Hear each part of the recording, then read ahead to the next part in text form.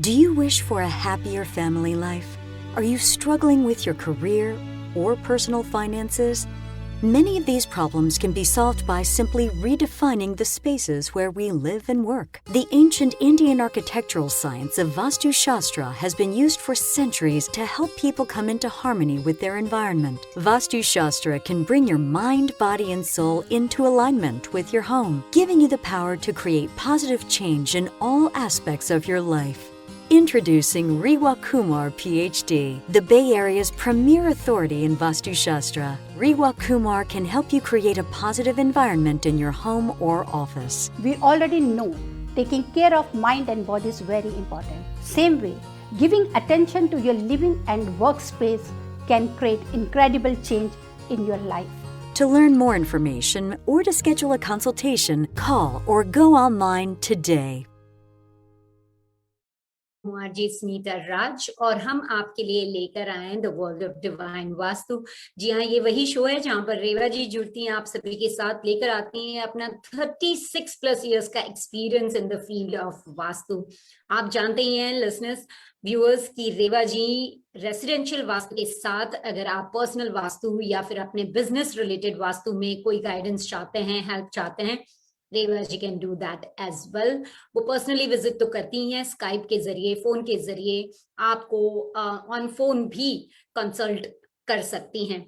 If you would like to get in touch with Reva ji, इनका number है 5108683338। And before we start, I know you might be with us live on Facebook, but you can also listen to us at 5:40 a.m. New York, New Jersey, Connecticut, 96.7 FM Edison, New Jersey, and 13:10 a.m. at New Jersey. रेवा जी कैसी हैं आप? जय माता दी। जय माता दी सुनीता और हमारी radio जिंदगी के सभी लिसनर्स, आपको भी ढेर सारा प्यार भरा नमस्कार। हमेशा की तरह जब भी रेवा जी आप आती हैं तो हम लोग एक्साइट हो जाते हैं, क्योंकि आप कुछ न कुछ इतनी अपनी नॉलेज के पिटारे में से कुछ लेकर आती हैं। बिल्कुल, आपको सुनीता, मैं ये जरूर चाहती हूँ कि जो भी मेरे 36-37 इयर्स का एक्सपीरियंस है, थियोरेटिकली प्रैक्टिकली, वो मैं अपने सभी लिसनर्स के साथ में, व्यूअर्स के साथ में शेयर करूँ। क्योंकि कई बार होता है कि हम लोग चाहते हैं उस चीज को आप एक्सेप्ट करना, उस ट्रूथ को एक्सेप्ट करना, उसको फॉलो करना चाहते हैं, प्रिंसिपल को, because if you want to believe there should be any fundamental और any principle behind that.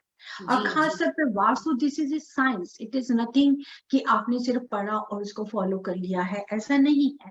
This is a science. हाँ, इसको समझने के लिए हमारे को बहुत ही इसकी डीप डिटेल्स में जाना होता है। तो उसके लिए जरूर मैं एडवाइस करूंगी या यही कहना चाहूंगी अपने सभी व्यूअर्स को, लिसनर्स को भी, कि आप उसको सिर्फ पढ़ने से ही नहीं है, बकायदा उसको ये भी डिटेल्स में भी जानने की कोशिश कीजिए कि क्या अगर हम उस प्रिंसिपल को फॉलो करते हैं उससे हमें कितना फायदा है या कितना नुकसान है। जी बिल्कुल रेवा जी, तो आज हम जो टॉपिक लेकर आए हैं हमारे लिसनर्स, हमारे व्यूअर्स के लिए, it is something about structure when you are living on a hill. तो how can Vastu guide you, suggest you how to make the structure more positive or more energetic, or if you have to do something about the structure and if you are on a hill, what can you do? बिल्कुल, of course, ये भी आज का topic आपने बहुत ही अच्छा लिया, क्योंकि अमेरिका में ही नहीं, ऑल अराउंड द वर्ल्ड काफी जगह है जहाँ के घर हिल्स पे होते हैं। और हिल्स पे जब घर होते हैं तो हमारे को बहुत ही चीजें देखनी होती है। एक होता है कि बिल्कुल आपका फ्लैट है, आप लेवल पर हैं, तो लेवल पे आप उसको प्रॉपर अपनी शेप दे सकते हैं। स्क्वायर शेप भी होती है, रेक्टेंगुलर भी होती है। साथ ही साथ में आप लेवल वाली जगह के ऊपर में आप उसको प्रॉपर, जैसे कि मैं कहती हूँ कि हमेशा एल शेप में कोई प्रॉपर्टी नहीं होनी चाहिए, क्योंकि सारे कॉर्नर्स बिल्कुल एक ही तरह के 90 डिग्री होना चाहिए। अब हिल्स पे ये प्रॉब्लम जरूर आती है। हिल्स पे अगर आपको घर करना है तो उसमें व्यूअर्स आपको बहुत ही डीपली चीज समझनी होगी, क्योंकि हिल पे अगर आप घर बना रहे हैं, ये तो है नहीं कि आप एक छोटा सा 2 रूम का बना रहे हैं। आपने देखा होगा कि कई बार इंडिया में भी नहीं, बहुत जगह पे आजकल पेंट हाउसेस भी बनने शुरू हो गए हैं। तो हिल्स पे जो घर बनते हैं वो आप काफी ज्यादा, काफी खुली जगह होती है जिसको आप बहुत बड़ा करके बनाते हैं, लेकिन उसके साथ में उस हिल्स को हम ऊपर हाइट पे ज्यादा नहीं लेके जा पाएंगे, लेकिन उसको थोड़ा हम उसको पेंट हाउस की तरह भी उसकी लुक देना चाहते हैं। तो हिल्स के घर के लिए आपको हिल को लेवल तो कैसे करेंगे, क्योंकि घर बनेगा तो एक लेवल पे बनेगा। कई बार ऐसे भी हिल्स होती हैं कि आपको स्टेप डाउन करके जाना पड़ता है, क्योंकि हेवर्ड पे भी मैंने देखा है कि काफी हिल्स पे जो घर है सुनीता जी, हेवर्ड वो हिल्स हमारे पे। को स्टेप से नीचे जाके हमारे को एंट्री होती है। यहाँ पे हमारे को बहुत चीजें जरूरी देखनी है, क्योंकि जैसे कि हमारी अर्थ इंक्लाइंड होती है साउथ नॉर्थ ईस्ट को, तो south west has to be elevated. अगर कोई भी घर अगर आप हिल पे बनाते हैं और अगर आप ये सोचते हैं कि आप वेस्ट पे है, तो आप वेस्ट से ईस्ट की तरफ, मतलब कि स्टेप नीचे होकर ईस्ट की तरफ जा रहे हैं, तो दैट इज गुड। मतलब कि हम ईस्ट की तरफ जा रहे हैं, जब ईस्ट से हम ऊपर आ रहे हैं तो हाइट पे आ रहे हैं, वो तो अच्छा चल जाएगा। लेकिन अगर उसी को अगर हम फ्लिप कर दें, वहां पर अगर कोई हिल पे घर बनाए जो कि ईस्ट फेसिंग हो, नॉर्थ फेसिंग हो, और हम लोग वहां से अगर नीचे जा रहे हैं, तो वो हमारे लिए नुकसान देता है, क्योंकि नॉर्थ और ईस्ट को हमेशा ही लोअर होना है। तो अगर आप घर बनाए तो आप ये देखिए कि वो किस डायरेक्शन को फेस कर रहा है।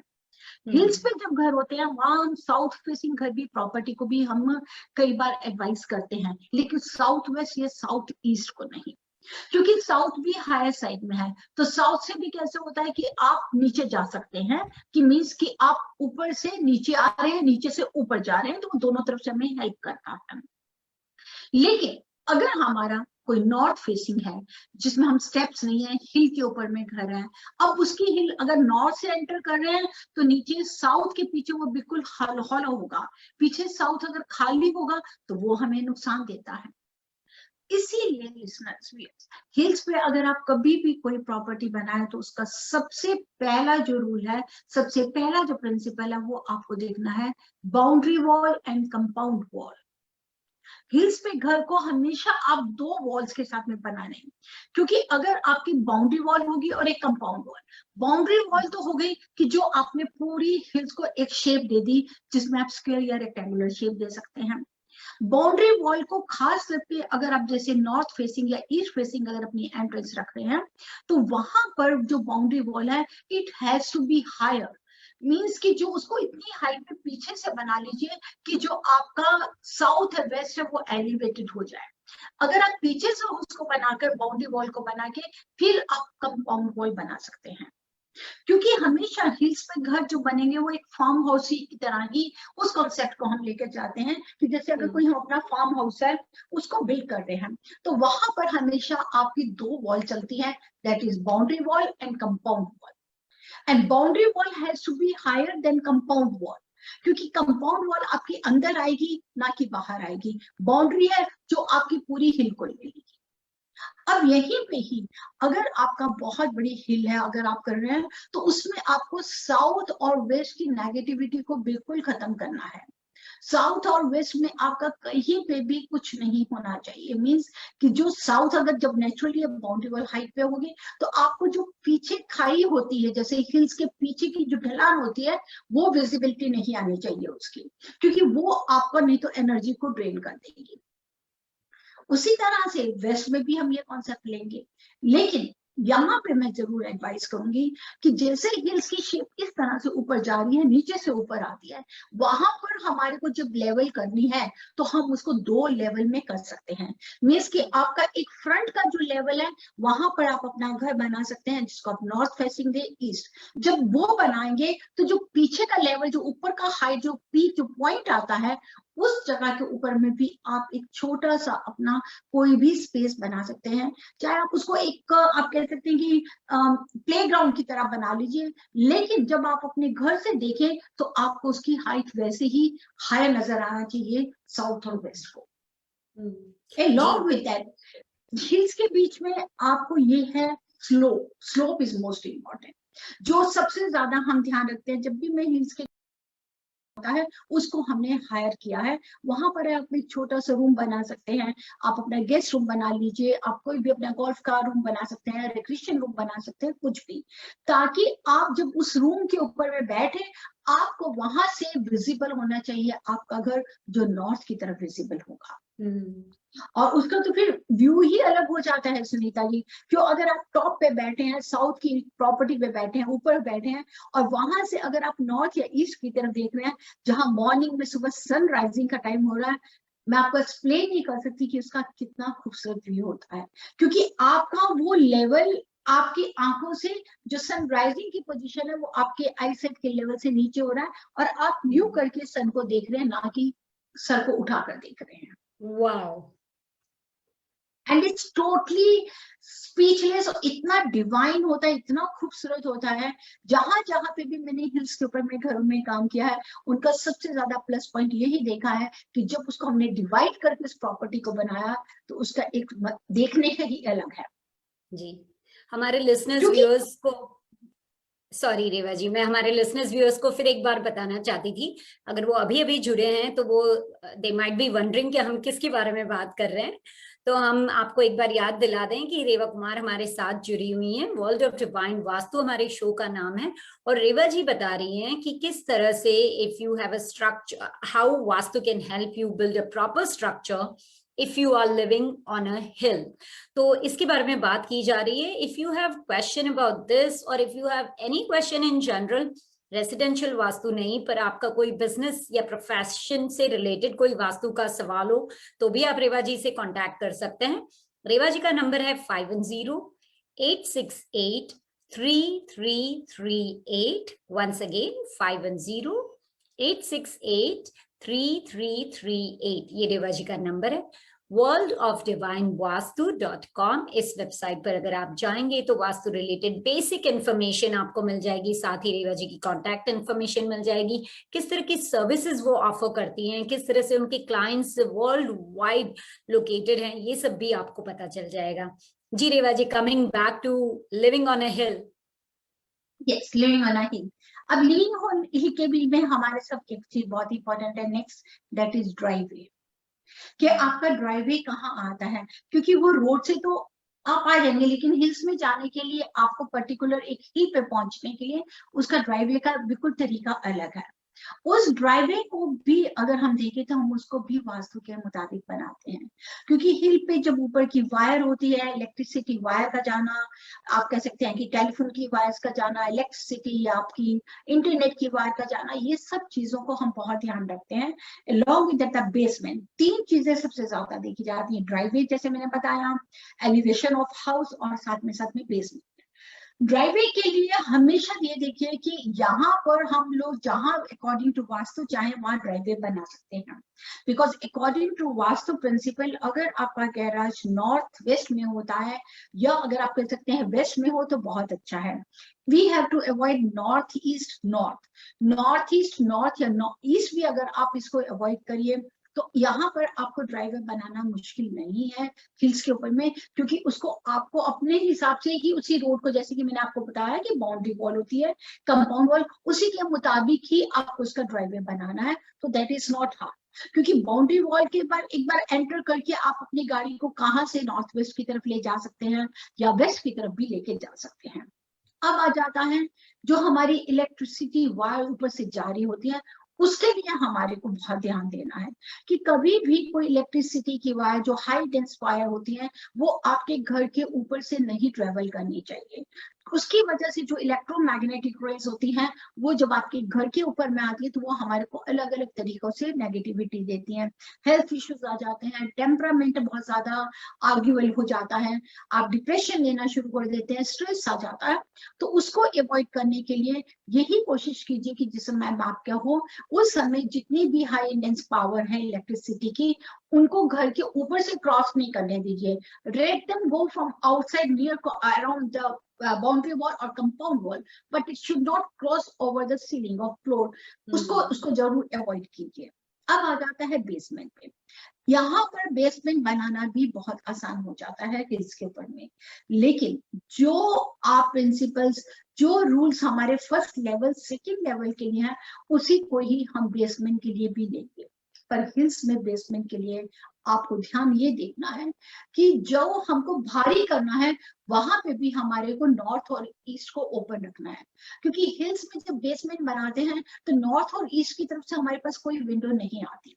अब जैसे कि ईस्ट कोस्ट में है सुनीता जी, काफी घर है, अगर वहां पर हमारे को बेसमेंट बनानी है तो easily we can take out window in north and east wall, वहां पे छोटी विंडोज निकाली जा सकती हैं। या अगर हमारे को बैकयार्ड के नीचे के बैकयार्ड में भी जाना है तो भी इजिली हम बेसमेंट से जा सकते हैं।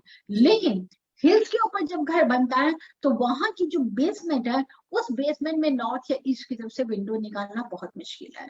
तो वहां के लिए जरूर एडवाइस है जहां आप बड़े बड़े मिरर्स लेके या आप कह सकते हैं कि कलर थेरेपी लेके आप रेक्टिफाई करके उस प्रॉपर्टी से पूरा फायदा उठा सकते हैं। तो यही एडवाइस करूंगी कि हिल्स के घर बहुत खूबसूरत बनते हैं, लेकिन याद रखिए कि आपको साउथ या वेस्ट, अगर आपको हिल्स के आपकी बैकयार्ड की तरफ आ रहा है या आपको हॉलोनेस मिल रही है, तो उसको अपनी बाउंड्री वॉल के साथ, कंक्रीट वॉल के साथ में आप उसको कवर कीजिए।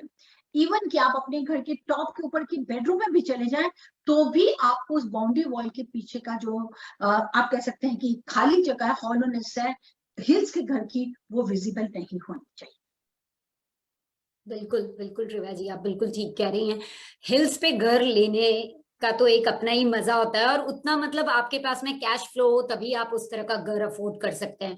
तो जब इतना अच्छी तरह से आप प्लान कर रहे हैं, थोड़ा सा ध्यान देकर वास्तु पर भी ध्यान दें तो आप और ज्यादा फ्लॉरिश होंगे और ज्यादा प्रॉस्पर होंगे। और यही रेवा जी आपको बता रही है कि अगर आप हिल्स पर रहने का प्लान कर रहे हैं या आपका घर है, तो किस तरह से वास्तु आपके स्ट्रक्चर को और ज्यादा एनर्जी, पॉजिटिव एनर्जी दे सकता है।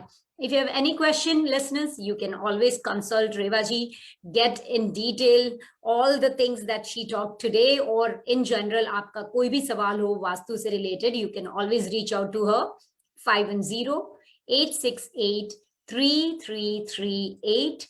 ये रेवा जी का नंबर है। जो वेबसाइट है वो है worldofdivinevastu.com। और जैसे कि मैंने आपको बताया, रेवा जी पर्सनल विजिट्स भी करती हैं साइट पर जाकर, ऑन साइट। लेकिन अगर आप फोन पर उनकी एडवाइस चाहते हैं तो फोन कंसल्टेशंस भी वो प्रोवाइड करती हैं। The number two reach her is 510-868-3338। तो हिल पर रहने के लिए स्ट्रक्चर किस तरह का होना चाहिए, इसके बारे में रेवा जी ने बताया। बाउंड्री वॉल्स के बारे में बताया, आपने बेसमेंट के बारे में बताया, और आपने ड्राइवे के बारे में भी बताया रेवा जी। और अच्छी बात यह है कि जो एक्सपर्ट है, जिनके पास 36-37 इयर्स का एक्सपीरियंस है, उनसे जब आप सुनते हैं, क्योंकि इन्होंने बहुत सारे घरों को हेल्प किए उनके वास्तु डिफेक्ट्स को ठीक करने में, रेक्टिफाई करने में। एंड रेवा जी आप हमेशा बताती हैं कि कभी कभी ऐसा होता है कि एक तो आप जगह लेकर घर बना रहे हैं, एक तो आपका घर ही बनाया है, उसमें आप ज्यादा कंस्ट्रक्शन या रिकंस्ट्रक्शन कराने से हिचकिचाते हैं, not just because financial reasons, but maybe because it takes a lot of time and then you don't have that much time. तो ऐसे में आप क्या सजेस्ट करेंगी, वास्तु किस तरह से हेल्प कर सकता है? बिल्कुल सुनीता जी, उसी के अंदर में हमारी यही स्पेशलिटी है जहां हम लोग रेनोवेशन रेकमेंड नहीं करते हैं। उनको मैं बहुत ही इजी वे से, जो हमारे प्रोडक्ट्स हैं, जो हम टूल्स खुद रेडी करते हैं, खुद कस्टमाइज करते हैं, उनके द्वारा उस प्रॉपर्टी को मैं रेक्टिफाई करने में हेल्प करती हूँ। चाहे वो बिजनेस प्लेसेस हो, चाहे वो हमारे IT के बिजनेस प्लेसेस हो, मोटल्स हो, रेस्टोरेंट्स है, होटल्स है, जहां जहां हम ये देखते हैं कि ऐसे कुछ डिफेक्ट्स हैं, दैट कैन बी रेक्टिफाइड। हाँ, एक जरूर है, एक हिल्स पे एक ऐसा फायदा यही है कि जहां पर हम लोग बहुत easily with the help of city approval, या जो जहां की जो भी स्टेट है उनके सिटी के जो रूल्स है उसके मुताबिक हम 85 to 90% हम वहां पर घर उस according to vastu compliant property बना सकते हैं। अदरवाइज बाकी जो दूसरे घर हैं उसको भी अगर आप देखें कि 75% भी अगर आप उसको फॉलो कर लेते हैं, वो भी अगर 75% आपकी वास्तु कंप्लाइंट प्रॉपर्टी है, तो उसमें भी आपको पूरा फायदा है। क्योंकि वास्तु एक ऐसी चीज है कि अगर आपने एक बार उसके प्रिंसिपल्स को फॉलो किया, उसको रेक्टिफाई किया, तो उसके जो रिजल्ट्स होते हैं परमानेंट। वो परमानेंट तभी है कि अगर आप उसमें और चेंजेस नहीं लाए। कई बार आप कर लेते हैं कि चलिए आपने 1 साल देखा, लेकिन 1 साल के बाद में आपको फिर अचानक कोई परेशानी हुई है, तो वो आपको प्रोडक्ट्स की वजह से नहीं होती है, वो ये हो जाता है कि हमने कुछ बीच में एडिशन तो नहीं किया, कहीं हमने कोई कलर तो नहीं डाल दिया बीच में दूसरा जिसको हमें नहीं डालना चाहिए था, या कोई हम ऐसा डेकोर तो नहीं लेके आ गए, या कोई प्रोडक्ट तो नहीं लगा दिया कि जिसकी वजह से हमें नुकसान हो रहा हो। तो ये जरूर है कि आफ्टर, अगर आप 1 साल के बाद में, 2 साल के बाद में आप दोबारा कंसल्ट करें, दोबारा उसको एनालाइज कराएं कि कहीं आपने कोई चीज ऐसी तो नहीं ला के रखी जिसकी वजह से आपको नेगेटिविटी हो रही होगी। अदरवाइज अगर आप इसको पूरा ध्यान रखते हैं, उन प्रोडक्ट्स को फॉलो करते हैं, उन प्रिंसिपल्स को फॉलो करते हैं, उन प्लेसमेंट्स को, हर चीज को, तो वो आपको परमानेंट रिजल्ट है। उसमें ये नहीं है कि आपको आज नहीं है तो कल है, कल नहीं है तो परसों है, ऐसा नहीं है जी। तो इट्स लाइक एन इन्वेस्टमेंट। अगर आप वास्तु के जो भी उनके जो भी टूल्स हैं उसमें वो that is a one time investment, as long as you don't do any other modifications into the current. जी जी बिल्कुल बिल्कुल। तो लिसनर्स, आप जानते ही हैं कि हर गुरुवार को जब हम शो में किसी खास टॉपिक के बारे में बात करते हैं, we end the show with equally important tip. तो आज हम जो टिप लेकर आए हैं उसके बारे में रेवा जी आपको बताने वाली है, इम्पोर्टेंट वास्तु शास्त्र tip while that you should know before moving into a new home. Of course जब भी आप एक नए घर में जाते हैं तो आपको जरूर चाहिए कि कुछ ना कुछ टिप्स आपके पास में होनी चाहिए। सबसे पहले ये बिल्कुल ठीक है कि हम लोग कभी अपने नए घर में जाते हैं या नए घर का अगर हम कोई भी गृह प्रवेश करते हैं, हाउस वार्मिंग करते हैं, तो आप लोग सही मुहूर्त तो आप सभी ही निकालते हैं। आप अपने पेरेंट्स की हेल्प लेते हैं, अपने बड़ों की हेल्प लेते हैं, किसी पंडित जी के लेते हैं, किसी भी जैसे अकॉर्डिंग टू जो भी आप फॉलो करते हैं उसके मुताबिक। लेकिन इसके साथ में भी मैं आपको बताना चाहूंगी कि अगर आप सही समय सही टाइम पे अगर आप किसी घर में गृह प्रवेश करते हैं, उस दिन के लिए जब भी आप जाए आपको 5 चीजें हमेशा अपने साथ लेके जानी है। घर की जो लेडी हैं वो हो, साथ में बच्चे को, लड़की हो, उनको ले लीजिए, किसी को भी। वो 5 चीजें जरूरी हैं क्योंकि उसी में आपके ये 5 एलिमेंट्स आते हैं, earth, air, fire, space and water. आपको क्या करना है, जिस समय आप गृह प्रवेश पहली बार अपने नए घर में जा रहे हो, आपको अपना पहला दाएं पांव अंदर रखना है, लेकिन उसके साथ में आपको क्या लेके जाना है, मिल्क की बोतल, दूध की बोतल लेके जानी है। एक वाटर बोतल भी ले सकते हैं, दूध की बोतल को भी ले सकते हैं जो वाटर को रिफ्लेक्ट करती है। उसके साथ में कोकोनट को लीजिए जो अर्थ को रिप्लेस करता है। आप उसके साथ में कॉपर का जो एक बॉल लेंगे, उसके ऊपर में पानी डाल के उसके ऊपर में भी नारियल को, कोकोनट को रख सकते हैं, जिसको रेड कपड़े में लपेटेंगे तो वो फायर के साथ में आएगा। अब इसी को हमने साथ में क्या लेकर जाना है, गणपति भगवान जी की, या आप जिस भी अपने भगवान जी को मानते हैं उनकी साथ में आप जरूर रखिए। along with that बहुत ज्यादा इंपॉर्टेंट होता है अगर आप अपने साथ में नया झाड़ू, ब्रूम जिसको होते हैं, जो एयर एलिमेंट को इनहेंस करता है और वो लक्ष्मी जी की निशानी है। हमेशा नए घर में जब भी जाएं आप नया झाड़ू साथ में रखिए, और उसके साथ साथ नेगेटिविटी को खत्म करने के लिए, स्पेस को अच्छा करने के लिए सॉल्ट, नमक का एक छोटा सा बैग, क्योंकि वो आपकी सब नेगेटिविटी को खत्म करेगा। ब्रूम जो आपके एयर एलिमेंट को इनहेंस करेगा, लक्ष्मी आपके घर में हमेशा वास करेंगी। कोकोनट है जो आपके अर्थ एलिमेंट को इनहेंस करता है। वाटर एलिमेंट, जो वाटर एलिमेंट आप कॉपर के अंदर में डालेंगे उसको साथ में आप दूध लेके जाते हैं वो करेगा। और इसके साथ में अगर जो रेड कपड़ा जिसमें आपको कोकोनट लपेटेंगे वो आपको करता है फायर एलिमेंट को।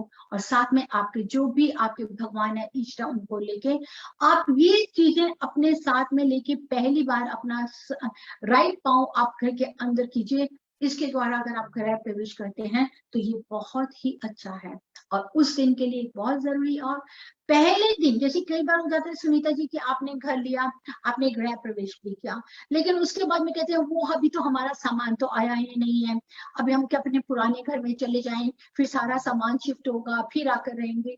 जी नहीं, जिस दिन आपने गृह प्रवेश किया उस दिन आप घर में उसमें जरूर सोएं, चाहे वो आप जमीन पे कपड़ा बिछा के सोएं, बेड लगा के सोएं, कैसे भी सोएं, क्योंकि उस दिन आपको रात को पूरी लाइट्स ऑन करके सोना है।